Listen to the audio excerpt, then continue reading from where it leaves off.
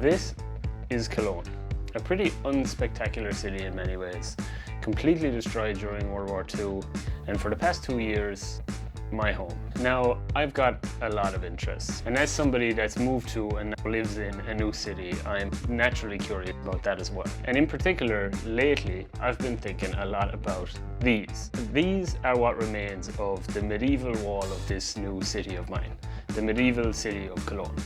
And they're scattered at various points around different parts of the city. I find them super interesting, probably more than most of the locals, because nobody ever seems to talk about them too much here. So I wanted to explore that a little bit. And the best tool that I could think of to do that was, of course, my camera.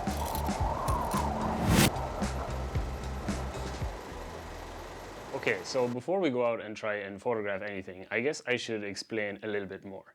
Specifically, a little bit more about these so-called gates. Cologne is a pretty old city. It's been around for a long time. Originally founded over 2,000 years ago by the Romans, and as a city on the banks of the Rhine, I guess it had a lot of things going for it. So it grew, and particularly in the Middle Ages, it really expanded. And like many historic settlements, it was a city that was encapsulated by walls. First, the old Roman walls, which you can still see the remains of today, but those are for another video. The walls we're talking about today are the medieval walls. The city walls that used to enclose the medieval city of Cologne. And they used to contain 12 city gates. Now, most of these walls have been destroyed over the years. I think they were even torn down at one stage, and whatever was remained were really destroyed during the bombings of World War II, where most of the inner city was completely in ruins afterward. However, some of the large gates remain and have been rebuilt and preserved since. And some of these gates that still stand today are the gates that I wanted to explore and photograph and try and see if I could, I don't know, learn a thing or two. And let's be honest, just try and take some photos.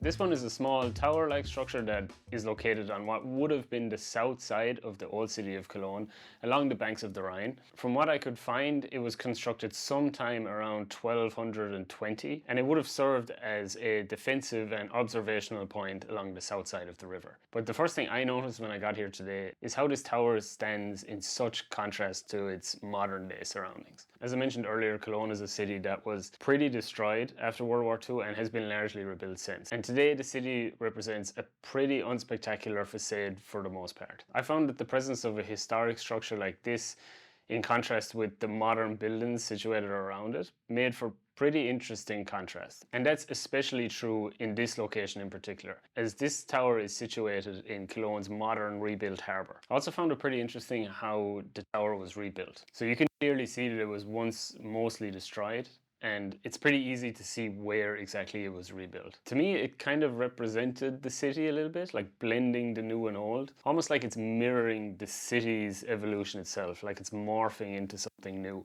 Today, the tower is home to a feminist non-profit organization called Frauen zur Media, and I guess that modern utilization of the building kind of adds another layer to that contrast between the new and old.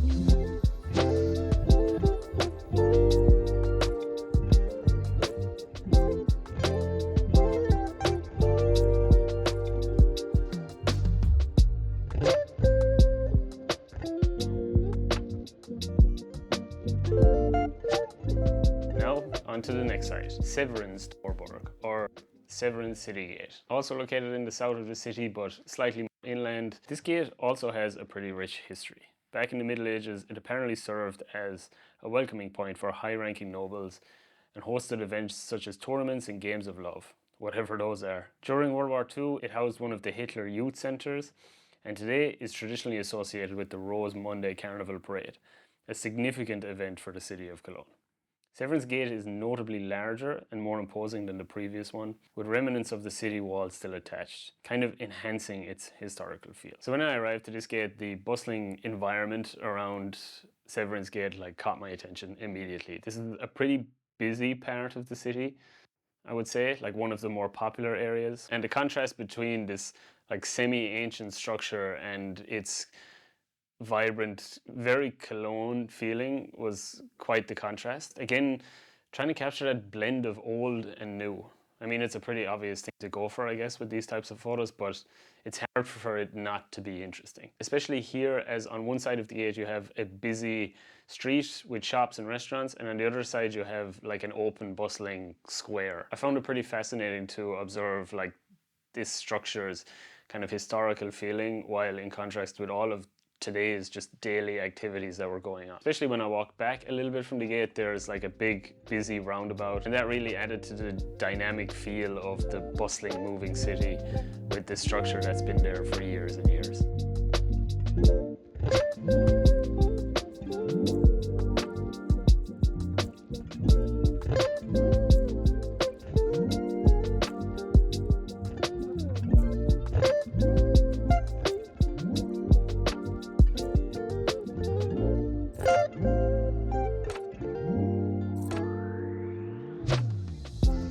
This next site is probably one of the more well-known ones in the city, and that is, well, very much because it's situated smack bang in the middle of the city. It stands in what today is called Rudolfplatz, and it's probably the first one of these gates that I noticed when I first came to Cologne. Before I came here, I had no idea that these gates existed. This gate in particular would have provided Cologne with access in the direction of the neighbouring city of Aachen. Even today, the street that stands right in front of it is called Aachener Straße. At one point in the Middle Ages, it was used as a prison, and today it's home to a local carnival club, which is also, yes, a very Cologne thing. The contrast between the ancient gate against the backdrop of modern life was pretty striking.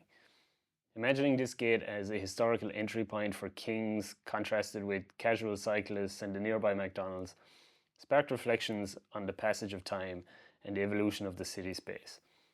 As I looked a little closer, the extent of the gate's reconstruction became pretty apparent, especially the modern elements like glass in the back of the structure, and in a way, this gate to me stands as a testament to the city's evolution. On one side you have the older inner city, and on the other you have some of the newer neighbourhoods, which are some of the more popular ones today. It all just sparked my imagination, and it just made me think about this gate's significance and its role in the city's evolution and the urban evolution over time.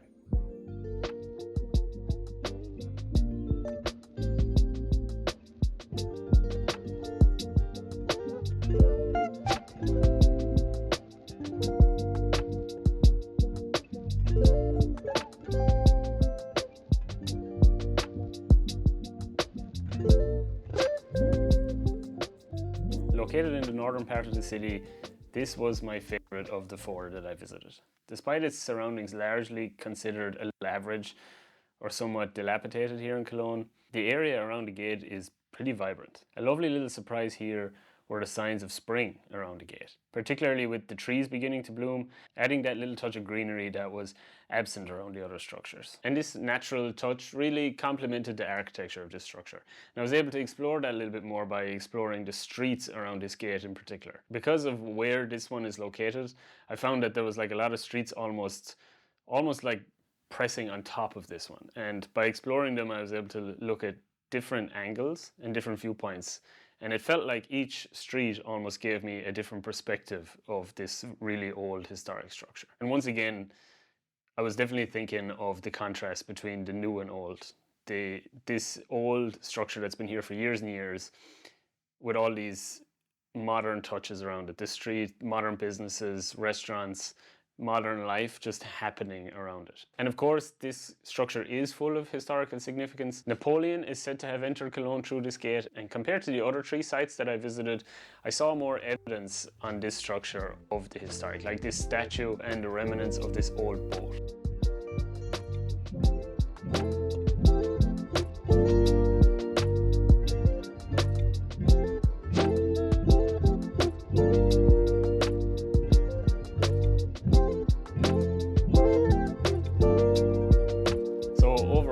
I think one of the biggest observations that I had today was contrasting the old and new with these sites. I think it's pretty obvious when you go to visit historical structures that this is where your line of thought is going to go, but I just kept coming back to it. And I found that these structures in particular had a really nice mix of the scars of time and the effects of time, while also like seamlessly blending into today's modern city. While fitting in so seamlessly, they really highlight the evolution of the city in many ways. The transformation from strategic defense point to casual thoroughfares and normal everyday interactions of the city. Merging my interests today, photography and history, was really fun, and it also allowed me to get to know my new locality a little bit more. So it wasn't only a nice little creative exercise. I had really had fun today also just learning a little bit more about my city and diving a little bit deeper into this new place where I live. And I found I was much more observant and much more present at these places than I have been in the past. I've visited these places like a lot by now, but I've never looked at the close detail and actually spent time to stop and look, and in particular photograph. So this was a really nice exercise, and I suggest to anybody that's struggling for inspiration with their photography or whatever creative outlet they do to try something like this, because it helped me in many ways, not just one. And moving forward with these videos, I want to maintain a happy balance of stuff like this, photography, but also some other interests. Because while I'm interested in photography, I think I'm more interested in using photography as a means to explore other topics. But please do let me know in the comments if you liked it or if you didn't. I'll definitely take your feedback on board. Lots more of everything to come. Still very much figuring this out. Thanks to everybody for their patience as well over the last few months. I know I haven't posted that much, but things are easing up, so should be able to get more videos done really soon. Thanks again for watching. Always appreciate it, and I'll see you soon.